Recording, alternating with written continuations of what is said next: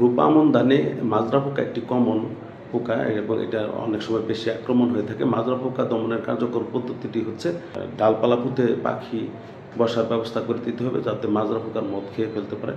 এবং জমি লাইনে রোপণ করতে হবে, 10 লাইন পর পর 1 লাইন গ্যাপ দিতে হবে। জমি নিয়মিত পর্যবেক্ষণ করে জমি হতে ডিম, মদ এবং ডিমের গাদা, কীরা ইত্যাদি সংগ্রহ করে মেরে ফেলতে হবে।